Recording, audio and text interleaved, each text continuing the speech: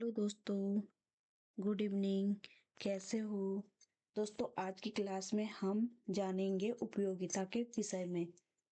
उपयोगिता साधारण शब्दों में उपयोगिता का अर्थ किसी वस्तु विशेष के उपभोग से लगाया जाता है, लेकिन अर्थशास्त्र में उपयोगिता का अर्थ किसी वस्तु विशेष में निहित उस क्षमता या शक्ति से लगाया जाता है जो उपभोक्ता की आवश्यकता को संतुष्टि करती है। जैसे रोटी में उपयोगिता का गुण पाया जाता है, क्योंकि रोटी के उपभोग से व्यक्ति की भूख कम होती है। यहाँ तक दोस्तों, पानी में भी उपयोगिता का गुण पाया जाता है, क्योंकि यह व्यक्ति की पानी के प्यास को खत्म करती है। इस प्रकार कहा जाता है कि उपयोगिता आवश्यकता की संतुष्टि है। दोस्तों, उपयोगिता का संबंध ना तो लाभदायक से है और ना ही हानिकारकता से, क्योंकि कुछ हानिकारक वस्तुएं भी उपयोगी होते हैं। जैसे शराब सामाजिक दृष्टि से हानिकारक है, जबकि यह शराबी के लिए उपयोगी है।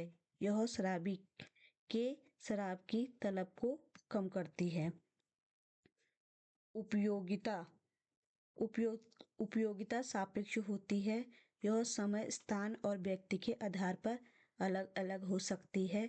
जैसे ऊनी कपड़े सर्दियों के लिए उपयोगी होते हैं और गर्मियों के मौसम के लिए नहीं। फ्रिज और कूलर गर्म स्थानों के लिए उपयोगी होते हैं, ठंडे स्थानों के लिए नहीं। मांस जो है मांसाहारी व्यक्ति के लिए उपयोगी है और शाकाहारी व्यक्ति के लिए नहीं। इस प्रकार कहा जा सकता है उपयोगिता सापेक्ष होती है। दोस्तों, उपयोगिता की अवधारणाएं। उपयोगिता की 3 अवधारणाएं हैं: सीमांत उपयोगिता, कुल उपयोगिता और औसत उपयोगिता। इसकी अवधारणाओं को एक चार्ट के माध्यम से दर्शाया है। सबसे पहले दोस्तों, सीमांत उपयोगिता।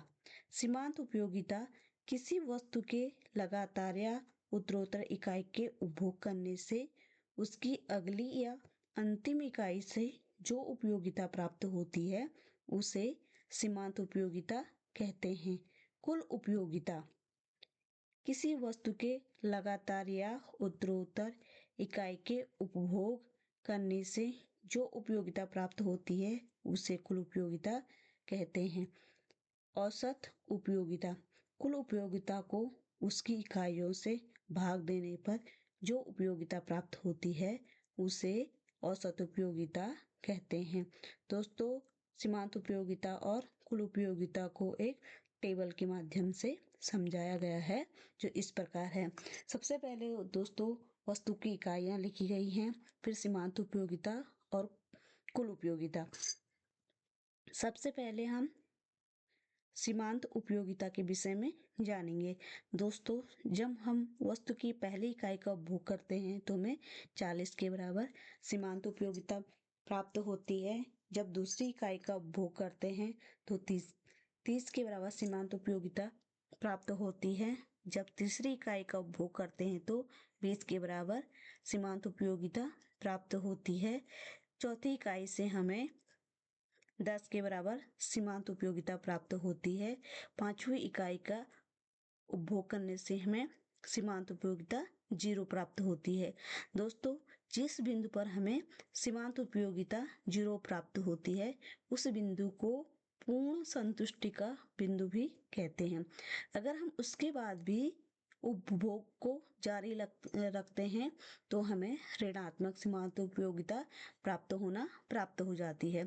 जैसे यहाँ पे हमने छठी इकाई का उपभोग किया तो हमें -10 के बराबर सीमांत उपयोगिता प्राप्त हुई और सातवीं इकाई के उपभोग से हमें -20 के बराबर सीमांत उपयोगिता प्राप्त हुई। दोस्तों, यहाँ पे सीमांत उपयोगिता की दर भी घटती हुई हमें प्राप्त हो रही है। अब हम कुल उपयोगिता के विषय में जानेंगे। दोस्तों, कुल उपयोगिता क्या है? सीमांत उपयोगिता का योग है। दोस्तों, जब हम वस्तु की पहली इकाई का उपभोग करते हैं तो हमारी सीमांत उपयोगिता और कुल उपयोगिता बराबर होती है। दूसरी इकाई का उपभोग करने से कुल उपयोगिता बढ़कर 70 प्राप्त होती है, क्योंकि हमें सीमांत उपयोगिता 30 प्राप्त हुई थी। 40 और 30 का योग हमें 70 प्राप्त हुआ है। इसी प्रकार जब हम तीसरी इकाई का उपभोग करते हैं तो हमें कुल उपयोगिता 90 के बराबर प्राप्त हुई है, क्योंकि हमारी सीमांत उपयोगिता 20 है। चौथी इकाई का उपभोग करने से हमारी कुल उपयोगिता 100 पहुंच चुकी है, क्योंकि सीमांत उपयोगिता 10 के बराबर है।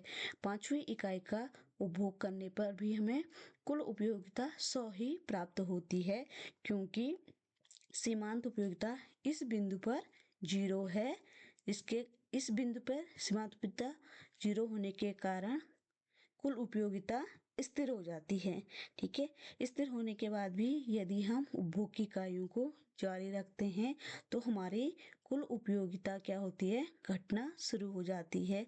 जैसे हम यहाँ पे देख सकते हैं कि हमें छठी इकाई के उपभोग से 90 के बराबर कुल उपयोगिता प्राप्त हुई है, अर्थात हमारी कुल उपयोगिता घटना आरंभ हो चुकी है।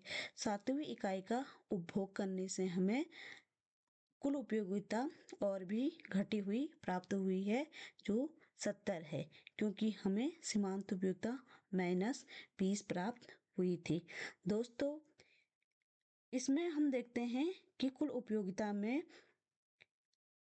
1 से लेके 5 तक 1 से लेके 4 तक हमारी कुल उपयोगिता बढ़ती हुई प्राप्त होती है। पांचवी इकाई पर हमें कुल उपयोगिता स्थिर प्राप्त होती है और छठी और सातवीं इकाई पर हमें घटती हुई कुल उपयोगिता प्राप्त होती है। इस टेबल को हमने एक रेखा चित्र के द्वारा भी स्पष्ट किया है दोस्तों, जो इस प्रकार है। हमने x अक्ष पर वस्तु की इकाइयों को दर्शाया है और y अक्ष पर उपयोगिता को दर्शाया है। दोस्तों, यहाँ से लेके B बिंदु तक जो हमारी कुल उपयोगिता है वह बढ़ रही है, जिसे हमने एक बढ़ती हुई लाइन के द्वारा दर्शाया गया है। B से लेके C तक, यानी जो हमें